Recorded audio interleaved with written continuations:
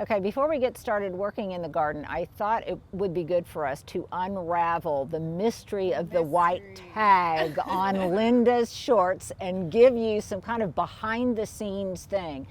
If there's any testament to the fact that what we do is very authentic, it's very kind of unscripted, it's just us, you guys. We don't have teams of editors that go through things. We don't have a stylist. We don't have any of that kind of stuff. So how it happened was, it started out first thing in the morning where I'm trying to kind of get dressed in the semi-dark because I don't want to wake anybody up. And at that moment, the beginning of the mystery begins to unfold. I put on my shorts inside out. Unknowingly. Unknowingly, I put on my black athletic shorts inside out. No, I don't think I'm too old to wear those kind of shorts. Yes, Comfy. they are comfortable, and no, they're not hot, even though they're black. Okay, so then what happened? You called and I called. I had a family emergency and had to go with my friend to the hospital. So I wasn't here that day So it to was check just Linda's Stuart. outfit. to check Linda's outfit So because all falls onto Stuart when I'm gone. so anyway, everything turned out okay. So then we were left on our own. Later in the afternoon, I am looking for my cell phone pocket because those shorts have a cell phone pocket. I could not Well, find not the the cell phone inside doesn't, pocket. no, yeah. And I think, wait, where did the pocket go? And I thought, oh my gosh, I bet I have got my shorts on inside out. And sure enough, I did. And then I thought to myself, oh my gosh, I bet I had my shorts on inside out during that entire video. Now that was later in the day, and I made the judgment call. Oh, do we go through? Do we try to kind of edit it? Do we try to do everything? Do we reshoot it? And I thought, no. You guys are, this is real life. You guys are my friends. And some of you may notice, some of you may not, but I knew you keen-eyed viewers would, and yes, you did. Now, who did not notice? Waiting for them listening. Waiting for the So answer. Stuart, okay, so here's the thing. It does take a certain amount of concentration to shoot these videos. Yeah, it's not like I'm just standing around Yeah. doing nothing. So those of you that say, Linda, you completely ignore Stuart when he makes a comment, when you're talking or whatever. It's because it does take a little bit. It does take some concentration to think of on all of our parts, to think of plant names, to do this, to not trip, to Well, do and whatever. And I think sometimes when you're watching it, what I would say to people that is it never feels that way here in any way. Like they're watching and they think like I feel ignored or something. I don't ever feel ignored. I know you're literally trying to make a show happen on the other side, and it's completely okay. Yeah. But like I just throw in my comments from time to time, and I appreciate that people would feel that way, but it's definitely not. Oh, yeah, how I yeah. feel. So Stuart doesn't have his feelers hurt. Not at all. So, and the point being that I'm concentrating, so I don't always hear him, and he's concentrating, so he doesn't always see the tag on the outside of my black shorts. Now that said, the best comment I got was from somebody who said, but you know what? She lives in a house full of men. And that also means that neither her son nor her husband noticed the fact that her tag was sticking out. And no, neither one of them noticed it either. So yes, that is kind of a male thing. Yeah. Just because I probably saw it. Yeah, Didn't even It was know. supposed Didn't to be even that. know. Linda has it. It's supposed to be that. yeah, that is, well, and, It's a new trend. it's a new not. trend. If ripped jeans are a trend, if dirty jeans are a trend, if your shirt half tucked in and half tucked out is a trend, then who are they to think, well, maybe having your tag out is a trend, a la Minnie Pearl. Some of you are like me, old enough to remember that. So that's just, I don't know, that's just kind of how it unfolded. A little insight Now, into our lives. extra credit goes to the keen-eyed viewer who I'm sure she was laughing, and I laughed when I read the comment. And so, Linda, yes, your tag was hanging out of your pants, and she had a bunch of laughy faces, and she said, and I'm not even going to ask why one of your feet had a pedicure, the other one did not. And well, that's because I was going to get a pedicure that afternoon, and I had an owie on one of my toes, and I took the polish off so I could check out my owie before I went to the. Okay, so you guys are so keen-eyed. It cracks me up. Thank you for your hilarious comments. Well, tell them to go. We'll link that video so they can go look at the comments. Yeah, so you Oh, can yeah, look at the look at the comments too. comments. Read the comments. Notice the moment when my tag was hanging out against my black shorts. But we're all friends here.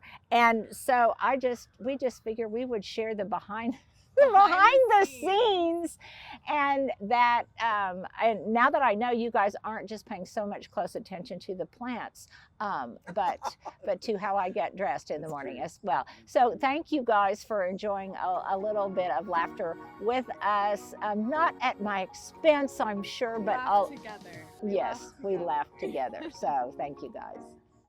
Okay, today you guys are just going to hang out with me and we're going to work in the garden. You can tell I am really ready to go. Nothing fancy here. I've got on my farmer sleeves, my Cool Jobs gloves. One tip about these farmer sleeves, they're great, but make sure you get the right size, because if they're too large, then they tend to fall down and they're not secured at the top. So just a little tip, and then they fall down, obviously they're not doing what they were intended to do. Okay, so first of all, my objective today is I just really want to get this in shape for the next wave of bloom. So what's the next wave of bloom going to be? It's going to be all of the buddleia, the butterfly candy. It's going to be more agapanthus, cleome, zinnias, just different things that are in here. And what I need to do is deadhead and get rid of the things that have been in bloom. So you guys remember how magnificent the Minoan lace was? And now you can see that a lot of it is starting to go to seed. And that's way too much deadheading for me to be doing over the duration of the summer. Plus it starts looking just a little bit weedy. So what am I going to do with this? Okay, well, first of all, this is what I mean by saying that it's starting to go to seed. These will dry. So all I'm doing, excuse me, is I'm just pulling it out by the roots. And fortunately, we have gotten rain recently, so this is not too difficult to do. Now, if there's any indicator that this is a member of the carrot family, these long tap roots will be evidence of that. So I am just going to pull out pretty much all of it. And then I'm going to see where I'm at.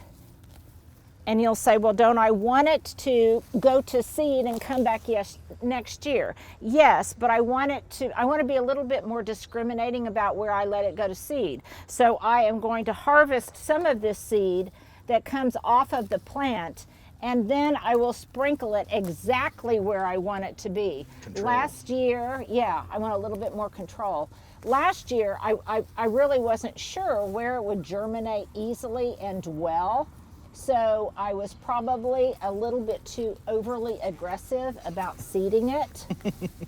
But It definitely came out, didn't it? yeah, but yes, it definitely came out. But it was beautiful from up here on the terrace.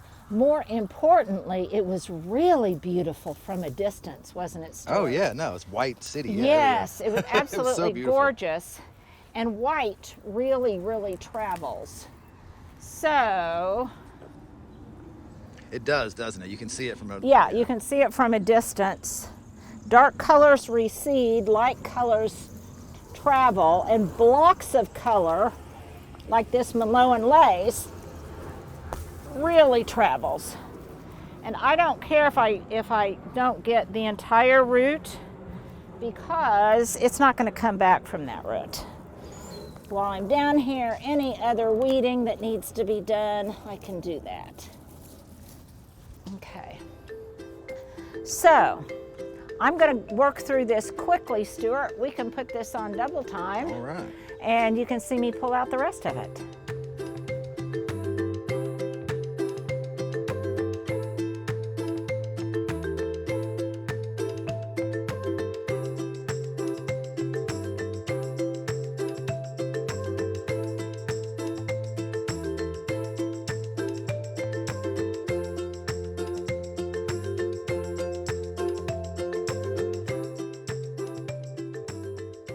And I'm back. So immediately it looks a little bit tidier and a little bit less weedy. And that is definitely my intent, because I want things to look a little bit more groomed, and I want to create a lot more space for all of the things that are still going to be coming out to really express themselves and do their thing. So the next thing I'm going to do is I've still got some, the methodology is kind of the same for larkspur, and some of it has started going to seed, i.e. like this.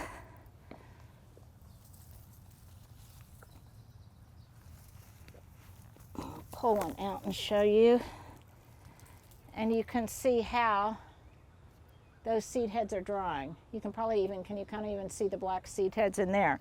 So some of this I will leave, some of it I will pull out. Ultimately, it will all come out for the same reason. It doesn't like the heat, so as soon as it starts getting really hot, it's not going to be blooming much anymore. So I might as well pull it out, and I will save the seed. Now you may ask, okay, well, how are you going to save the seed? Ideally, maybe I could have had a great big tarp down here to capture additional seed, but no need, because it's so plentiful that I feel like I don't need to do that. But here is my technique. You may recall. First mosquito I just saw. First mosquito? First mosquito of the season. You may recall that with the foxglove seeds, I detach the seed heads and then I put them on a big tray to dry. And I'll do something similar here.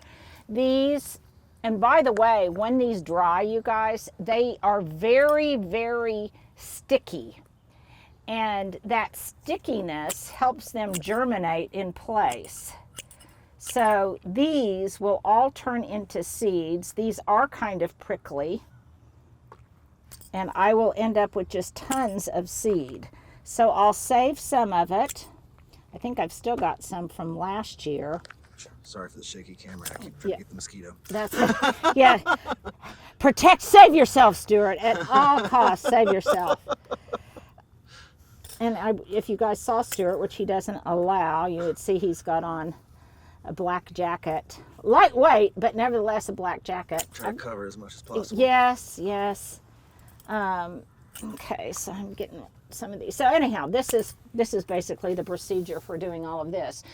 Now you'll say, well, what do I do with all of this debris? Well, if my compost pile were empty, I would put it in my compost pile to compost it. I would shred it up a little bit.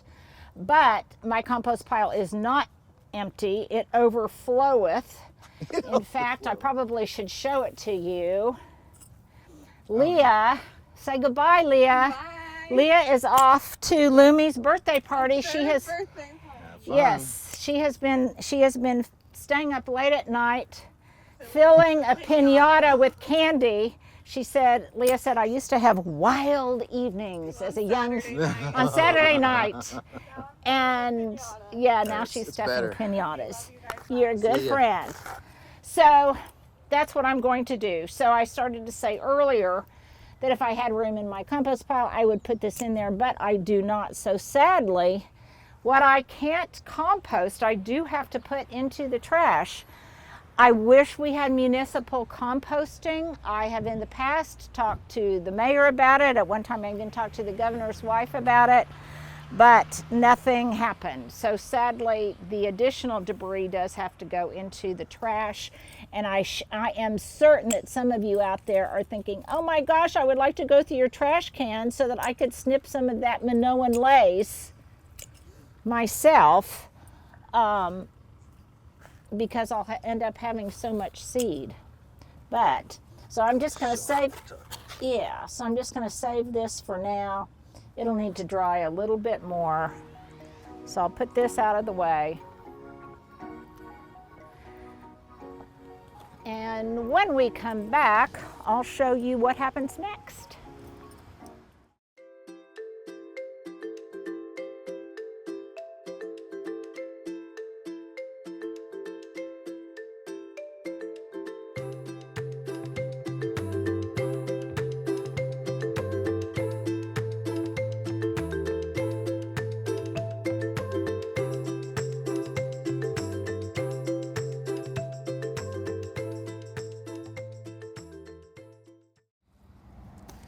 So basically, the order in which I do things is I clean out what I want to clean out first.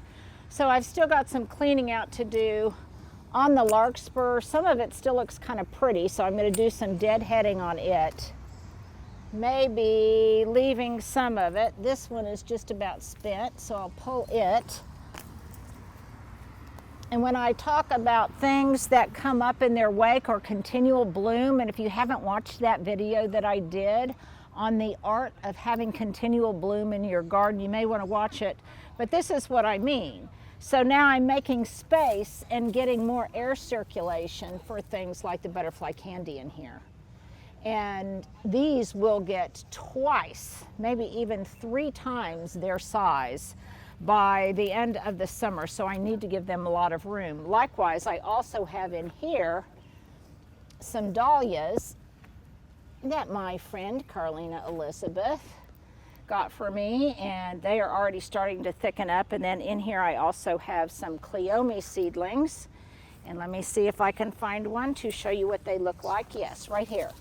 There's some cleome seedlings here. Now the other thing that you will notice is some of this looks bug riddled, and it is, and that's probably largely, I'm going to guess, from some roly polies or things that have, maybe even some beetles that have really been able to flourish because we've had so much rain, and also because I densely plant. So the next thing I'm going to do is, and so I started to say earlier, first I'm going to clear out everything.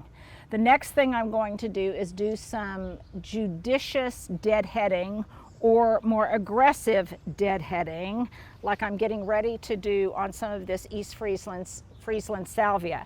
After that, I'll pick up any debris that's in here, do any more leftover pruning that I need to do. I might clip some on my boxwood, then I'll go through, clean up all that debris. Once I'm finished, I'll come back and I will put down some new mulch, which has degraded over time, partly from me pulling up plants and partly from washing away from all of the rain.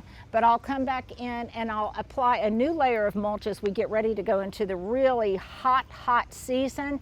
After that, then I will address any kind of fertilization issues. I might come back in here and give this a good organic spray, and then after that I will come back in with my Captain Jack's dust, bad bug dust, and of course all these things, we'll put links to them below, so I don't wash it away when I water, and I'll address any kind of pests.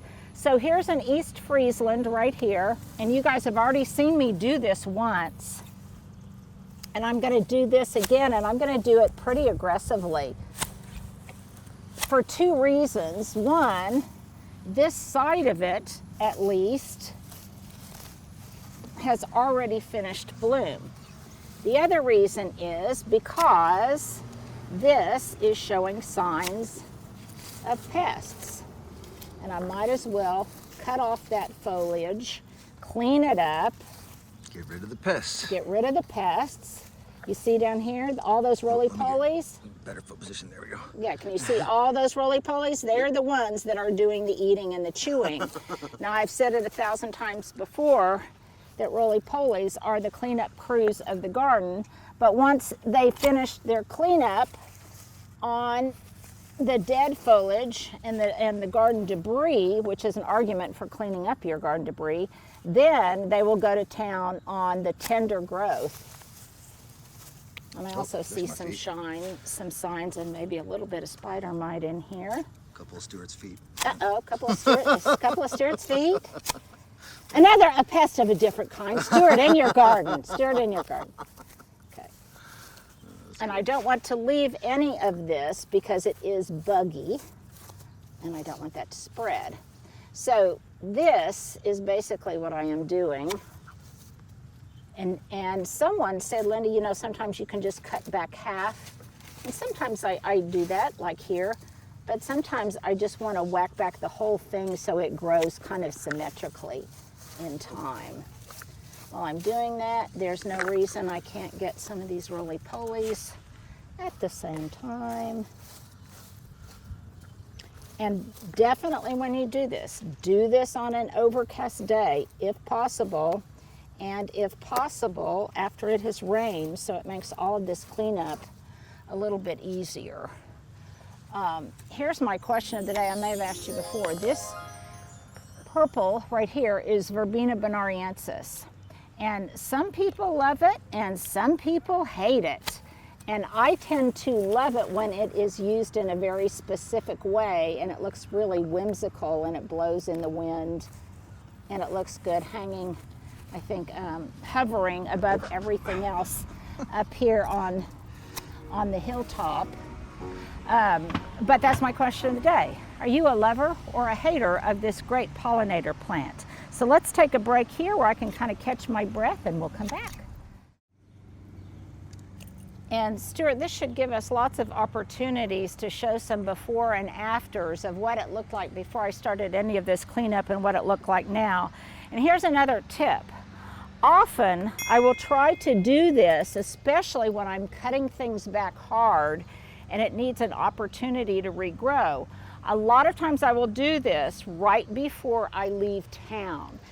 That way, by the time I get back into town, it has already regrown and filled out and is beautiful when I get back and has more color when I get back. So that's one of the reasons I like to do it before I go out of town. I'm doing this too, the salvia. I am simultaneously deadheading all of my scabiosa. I do this every morning in my morning walkabout.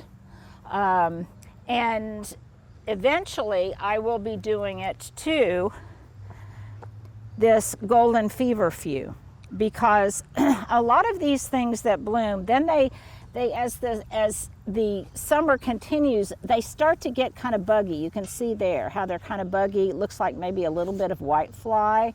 So that's an argument for cutting them all the way back or pulling them out. Now, I want to save some of this seed.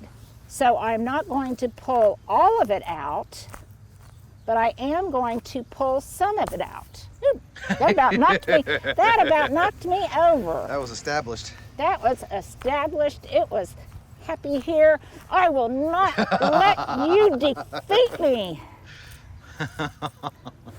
Good job. I am nothing if not tenacious. Yeah. Good job. Yeah. Yeah. Oh, see, look under here. Look at all those little praying mantises. Oh, wow. Little guys. Little guys, you never know Little what you are going to discover. What you are going to discover when you clean this stuff out. So in a nutshell, this is just one little area that I'm doing. And yes, I will clean all of this up. Sometimes I find that it's just easier for me to go ahead and do it and be rough and not always have the appropriate things nearby, because that way I know I get it done. And when I say the appropriate things nearby, that would mean like my trash receptacle. Okay, so that is an area right there. Look over here. There's some more debris in there, and it will eventually break down, but also I really don't want it to attract more roly polies. Here's another question of the day. I am constantly losing things in my garden. Are you too? I just get so enthusiastic that I then move on before I have all of my gardening stuff with me. Yeah, lots and lots of roly polies. And I see down here some deadheading to do on the pentas. Another reason I want to clear this out is then I won't have to deadhead some of this stuff anymore because it's not going to be here. I'll just have to concentrate on deadheading mostly the annuals and things that will fill in and take the place. Now, something else that I'm noticing while I'm in here, and for this I need my hori-kori knife, Stuart.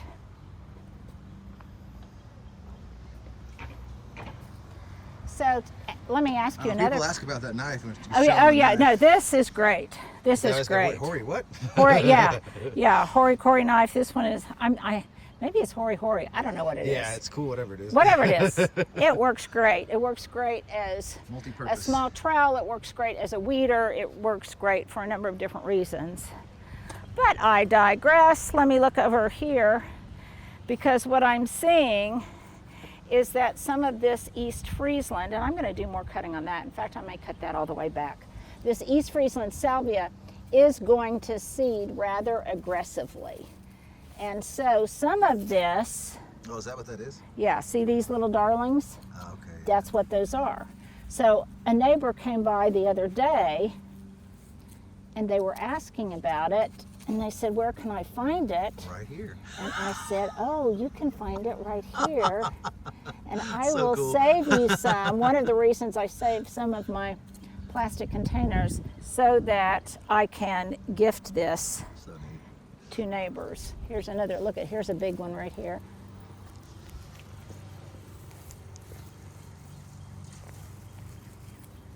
And this is very tough, you guys. It's very receptive to transplanting. So I'm just going to set it right there for right now. Now, to give you an example of what it will look like once I'm finished, and you'll notice that I kind of just, I do work in sections, and that makes it easier, and it kind of saves my back. So then I can stand up in between, do some stretches.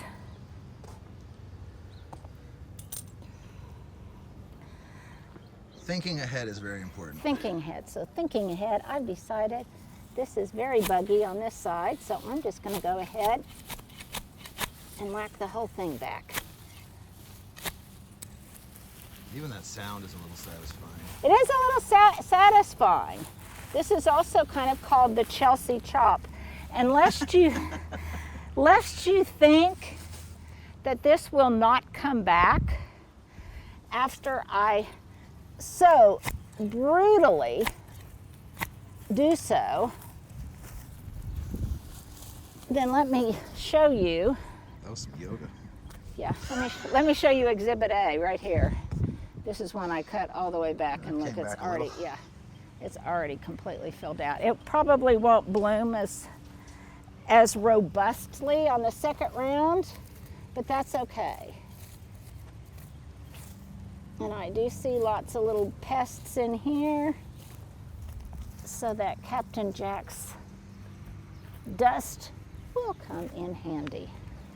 Okay, so when we come back, you'll see what this looks like after I have mulched this section with some of my Happy Grow mix that got, let me tell you, it was something getting this wet bag of mulch into this wheelbarrow because again, we've had a lot of rain, but isn't it glorious?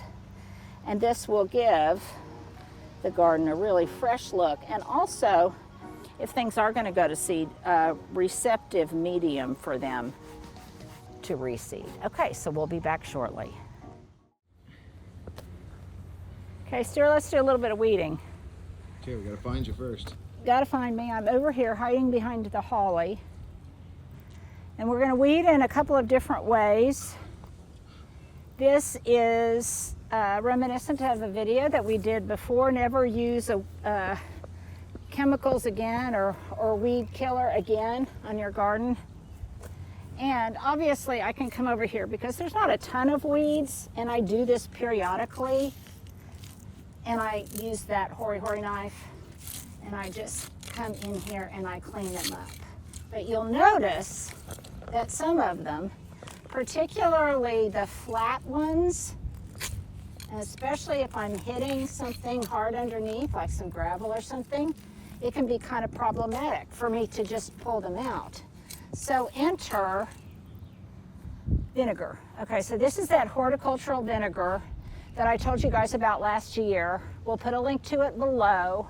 It's considerably stronger. Don't use it as regular vinegar. It's considerably stronger than regular household vinegar, and I have diluted it according to the directions. You can make it stronger or less strong depending on what you choose to do. Some people say that they find just household vinegar works fine, unconcentrated.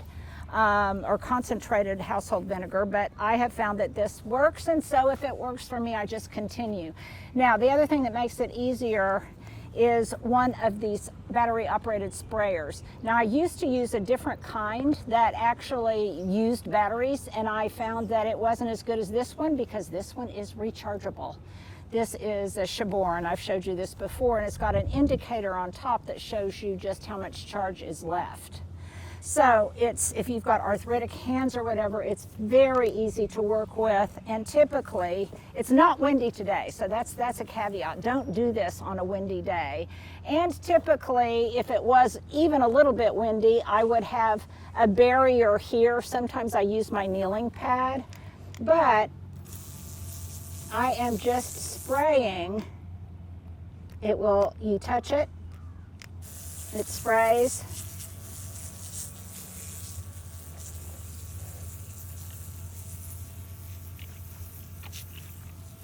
And notice that I'm doing this in an area, this is an out of the way area that I'm not really worried about changing the pH of the soil or anything like that. This is an out of the way area. Likewise, it would work on things like, you come over here, for example, I've got a weed in here, and it works great if you don't want to haul out some boiling water on a hot day. It works great. I did that. You okay? No, absolutely. I just gonna pick the cage back up. Okay. All right. Oh, okay. I'm just gonna set it over here. Okay. There we go. There we go. Okay, but it works great on in between stepping stones. But here's what I really want to show you. Walk with me. Stuart, be careful of the hose. Okay. And yes, a number of you said this hose is great, but if you step on it, it rolls and it can cause a problem. And that's true, but I found that's true of just regular rubber hoses too. That's true. So a lot of it is just what dexterity you use. So over here, this is what I find it's really beneficial for. We'll just stroll through the garden. Here's a spot right here. So periodically, I do keep my beds very well edged. You guys know that. But periodically, I have some traveling runners of Bermuda. And this works great on that. Again, if it were windy, I would probably have some kind of barrier. It's just a press on-off trigger. Well, plus the straight beam of water is supposed Right, to yeah, it's not, I don't have it on the spray setting.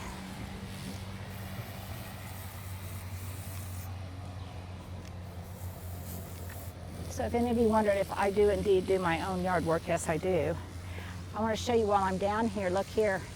I transplanted some of that purple ball basil down here, so I'm hoping by the end of the summer I'll have great big purple balls here. That'll be kind of fun. Okay, I'm going to get a drink of water and we'll be back. Okay, so this is the brilliance of working in one section at a time. So I've done a little over a quarter of the upper terrace.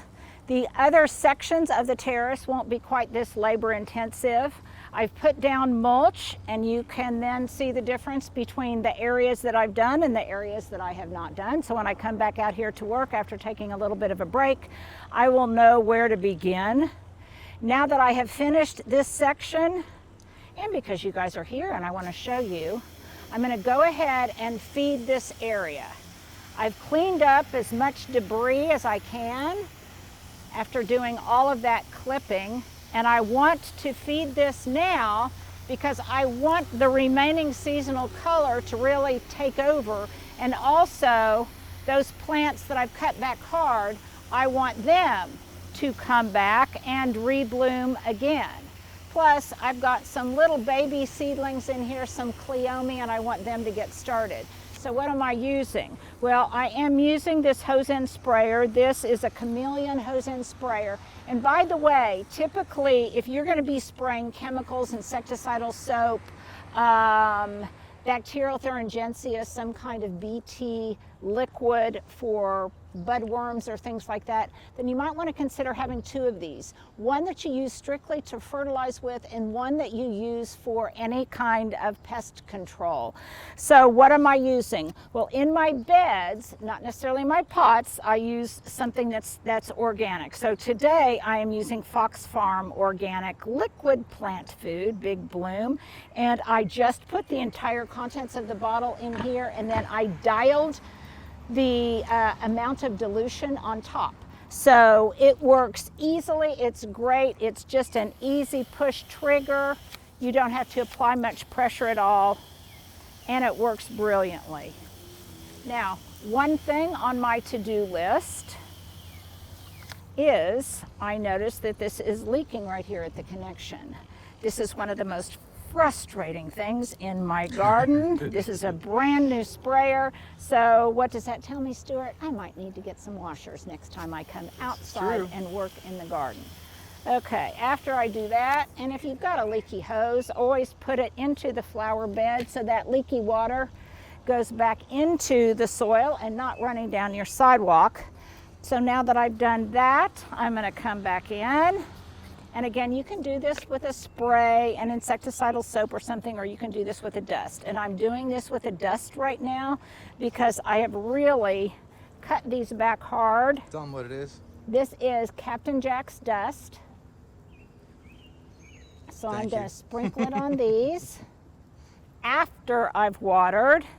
This one is showing some signs of critters biting them. I'm going to do it around underneath the canopy. And do I see anything else that looks like it's being bitten on a little bit?